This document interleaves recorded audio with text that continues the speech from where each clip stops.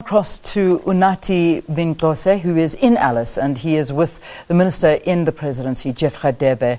A very, very good morning to you again, Unathi.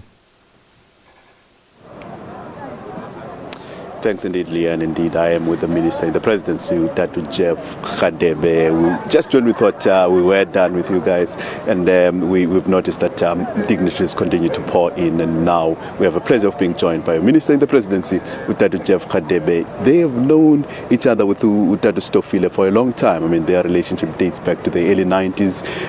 Dada, a very good morning to you and a warm welcome to this broadcast. Good morning. As the saying goes, bongo, and I guess that is exactly what is happening here. Tell me, how do you feel today laying to rest to Makhenkesi Stofile? Well, it's a very sad day for South African, especially for the family of Stof and all those who loved and admired him because of the critical role that he played for the freedom struggle in our country.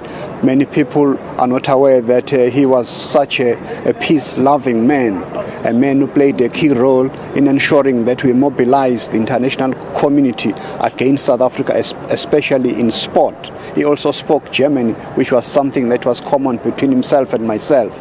But I knew him so well when he was the chief whip of the ANC in Cape Town, and later as the premier of this province, and ultimately as the Minister of Sports and Recreation, who played a very critical role for us to gain the acceptance by FIFA to host the 2010 World Cup, and eventually as our ambassador in Germany, which was actually, in fact, very prophetic because he was so proficient in the German language. Tell me, what kind of a person was he, though? I understand a lot of people are saying he was a very, very frank talker, very honest and things like that. How do you know him?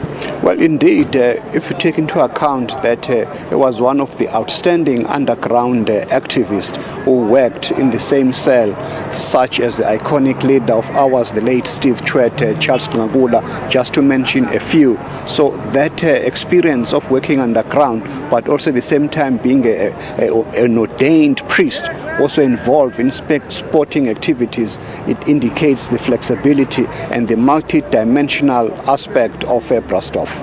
As we lay him to rest today, some of the lessons we can take forward as South Africans, and the ANC perhaps in particular, given the times it finds itself in right now. To me, what rings out is commitment. That when he joined the struggle, it was not for a position, but he was dedicating himself to create a better life for the people of South Africa. He never aspired to any office, but to make a decent contribution so that you and I are free, and now today we enjoy this constitutional democracy. Thank you very much.